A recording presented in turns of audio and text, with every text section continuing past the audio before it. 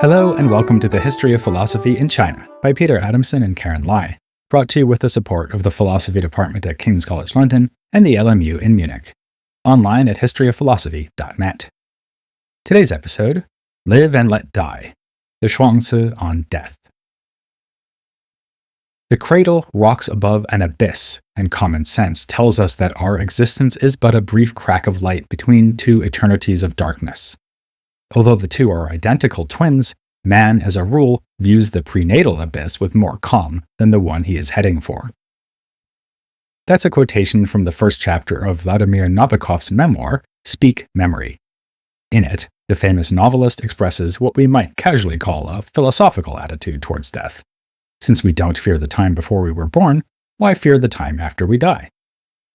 Actually, this sentiment is philosophical in a narrower sense, too. It was put forward by much earlier philosophers. Especially the Epicureans used this same symmetry argument to fend off the fear of death.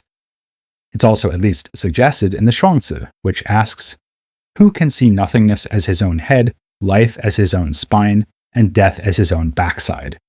and says that when we die, non-knowing applies equally to what went before and what is yet to come. But Nabokov comes closest to recapturing an idea from the Zhuangzi when he compares our existence to a mere crack of light. In a strikingly similar image, the Taoist work says that life between heaven and earth is like a white stallion galloping past a crack in the wall, just a sudden whoosh, and then it is all over. In truth, anyone who tries to say something insightful about death is likely to wind up repeating an idea from the Zhuangzi, because death is one of its abiding themes and is approached in numerous passages from a variety of perspectives. The 17th century Confucian scholar Wang Fuzi went so far as to remark that the Zhuangzi is more about death than life. There seem to be several reasons for this. First, remaining resolute in the face of death is an important trait of the perfect sage. As the Zhuangzi puts it, life and death are a great matter, but they are unable to alter him. These Taoist authors owe us an account of how this is possible. What philosophical considerations have made the sage immune to the terror of extinction? Second, other schools of thought at the time were equally fascinated by death, not least when it came to the question of how appropriately to mourn those we have lost. Just remember the Moist criticisms of the elaborate funeral rites defended by the Confucians. As we'll see, the Zhuangzi has something to say about this, too. Third, death is a perfect topic for displaying the benefits of Zhuangzian philosophy, even for us non-sages. Its restlessly questioning tone leads it to ask, why do we think that death is so bad? And its tendency to place the human within the wider frame of a unified and ever-changing cosmos means that it can teach us to see death within that perspective. This is indeed its explanation for why the sage is not altered by death. He looks on the alterations of all things as his own fate and thus holds fast to their source. This idea of alteration or transformation is central to the Zhuangzi's treatment of death. Right after it compares our life to a brief glimpse of a racing stallion, the Zhuangzi sums up much of its thinking on mortality with the blunt remark, "One transformation and you're alive, another and you're dead." A more elaborate treatment of the same idea is found in one of the inner chapters. Here we find the description of a Taoist sage who had his foot chopped off and saw this as nothing more than the casting away of a clump of soil, because looked at from the point of view of their sameness, all things are one. The same attitude can be adopted toward life itself. Its loss is just one more modification within an overall universe, and the universe endures. We see this in the next chapter, chapter 6, which is especially focused on the question of death. It says, "Life and death are fated. That they come with the regularity of day and night is of heaven. It's something humans can do nothing about, simply the way things are." There's nothing really special about death because it is just one more transformation that is dictated by destiny. So when the Taoist sage confronts death with equanimity, this is because he can confront any change, whether it's the loss of a foot or the gaining of a kingdom, with equanimity. As the chapter goes on to say, the human form during its time undergoes 10,000 transformations, never stopping for an instant. So, one's goal should be to bind oneself equally to each and all of the 10,000 things, to let oneself rely on each transformation, on all transformation. Unfortunately, pointing out that death is just one transformation among many isn't a particularly persuasive reason to accept it. Before you've read the Zhuangzi, you will presumably have assumed that losing a hair from your head or a bit of your fingernail is no big deal, whereas losing your foot or your life would be a very big deal indeed. What can the Zhuangzi say to convince us otherwise? One idea might be that at the end of my life, I am not really dying. However radically I am transformed, I will find myself in the appropriately immortal words of the Bee Gees, staying alive. Thus, still in the same chapter 6, we meet another sage who scoffs at the idea that death might be any cause for alarm. His friend is dying and the family is distraught. He sends them away, chastising them, "Do not disturb his transformation," and then tells the friend, "How great is the process of transformation? What will it make you become? Where will it send you? Will it make you into a mouse's liver? Or perhaps an insect's arm?" It's ridiculous to insist that one be reborn as a human, because no matter what one becomes, one will be part of heaven and earth. Where could I go that would not be all right? Total sleep comes, then startled wakings. This passage makes it sound as if myself manages to endure even through the change from human to mouse's liver or insect's arm, the examples presumably being chosen to get across that I don't even need to become another animal. I could become just part of another animal while still being me. To make sense of this idea, we need to have quite a broad view of what philosophers now call personal identity. It's one thing to say that you remain the same individual after losing a body part, like a hair or a foot, and quite another to say that you are the same individual when you become part of someone else's body.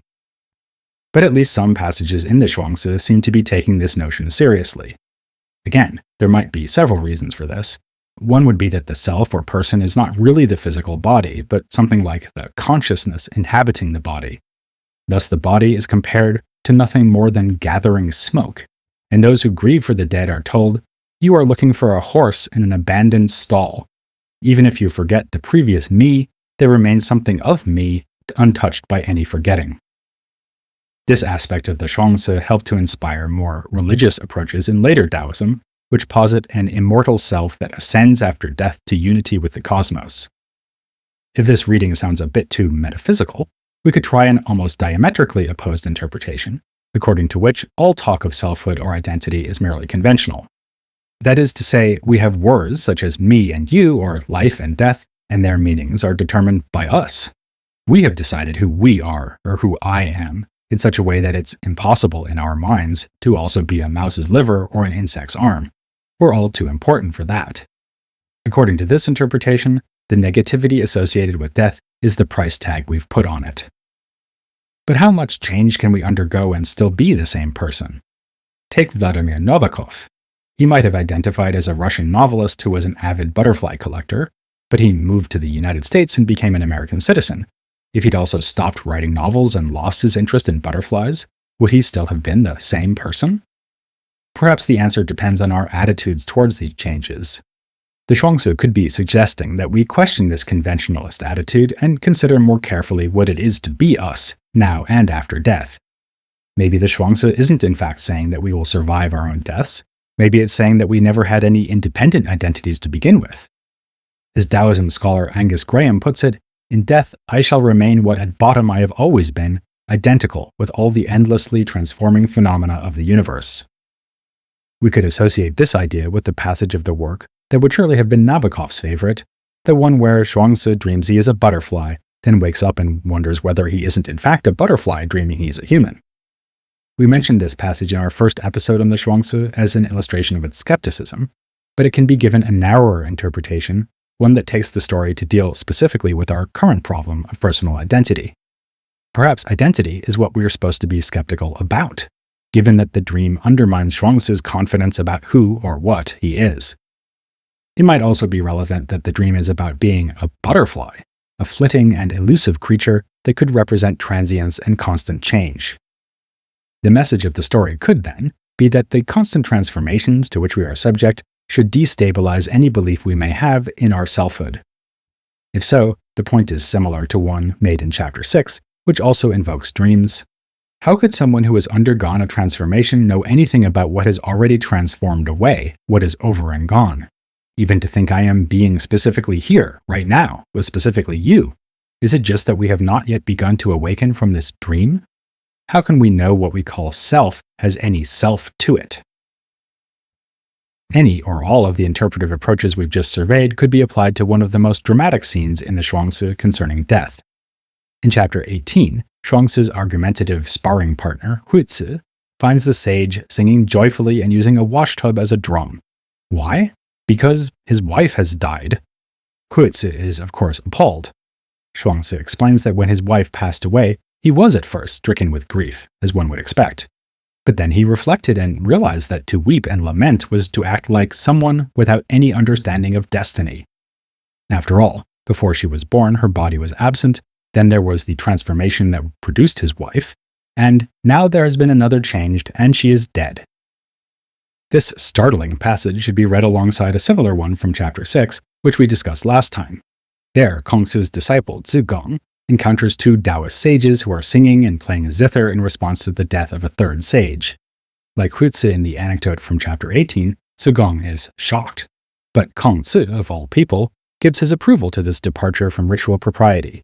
Men such as these look upon life as a dangling wart or swollen pimple, and on death as its dropping off, its bursting and draining. Why then should they make a show of grieving? As promised, we have here the Zhuangzi reflecting on that much debated question of funeral rites, and outdoing even the Moist recommendation to grieve appropriately but frugally. These Taoists instead act as if death is an occasion to celebrate, marking the event as loved one's passage to what? Well, it depends on our understanding of the Zhuangzi. Perhaps the loved one has achieved unity with nature, perhaps they have become a different part of nature, perhaps they've lost their selves, perhaps they've retained it, perhaps they've seen through the shallowness and conventionality of human preferences, or perhaps selfhood was always an illusion in the first place. One can find modern scholars defending versions of all these interpretations, but on any of them, the Taoist attitude towards grief may be more satisfying than the Confucian one. At least, this is the opinion of Chris Fraser. In an article contrasting Xunzi to Zhuangzi, he criticizes the Confucian approach to mourning for its refusal to accept the dramatic rupture that is death. Xunzi explicitly says that funeral rites are designed to uphold and continue the relation that the living bear to the dead, as if the deceased were still alive and should be treated just as they were before. Only gradually should one move the dead person away from the living. This is why, for instance, highly ranked officials get nicer coffins than lowly persons. Social status is one thing that survives death just fine. By contrast, the Taoists accept that the person, at least as we knew them, has irrevocably and suddenly been taken from us. On the other hand, since this is just part of nature or fate, there's no reason to object to it. One puzzle we might have here, though, is why Zhuangzi and the other sages are moved to celebrate in place of mourning. On most of the interpretations just mentioned, it seems that death would be more something neutral than an occasion for singing and music. After all, we don't break out the drums and zithers when swollen pimples burst or individual hairs fall out. Indeed, the Zhuangzi does sometimes express the view that death is neither better nor worse than life. It speaks of a state where we neither delight in life nor abhor death, and says that the sage is like the brave warrior who views death as no different from life. Or take this, part of a description of people from antiquity who grasped what it really means to be human. The genuine humans of old understood nothing about delighting in life or abhorring death. They emerged without delight, sank back in without resistance. They neither forgot where they came from nor inquired into where they would go. Receiving it, they delighted in it. Forgetting all about it, they gave it back. So, we have textual evidence both for the idea that death is something good, and that it is neither good nor bad.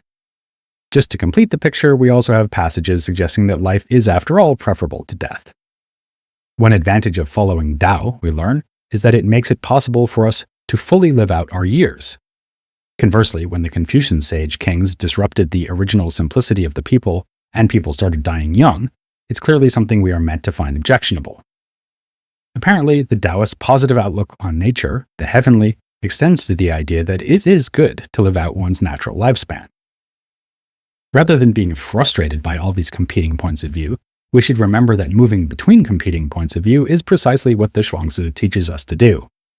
Think again about Zhuangzi's reaction to his wife's death. At first he grieves, and then he sings joyfully. We might take the initial reaction to be simply wrong, given that he says it was behavior suitable to someone who lacks an understanding of fate. But we might also say that Zhuangzi has shifted between two perspectives, both of which are appropriate, but in different ways. Seeing this person as his wife, to whom he was deeply attached, Zhuangzi was distraught. But on second thoughts, and now seeing her as part of the universe that has moved on to another stage of the transformation within a good natural order, he can only celebrate. We can use this same tactic to resolve the tension between some of the other interpretations we've considered. For instance, perhaps from a merely human perspective, individual people have an identity that they lose when they die, but from a cosmic point of view, each part remains the part that it is, even if it becomes the liver of a mouse or the arm of an insect. Though it seems difficult to adopt such different points of view simultaneously, the Zhuangzi seems to want us to try.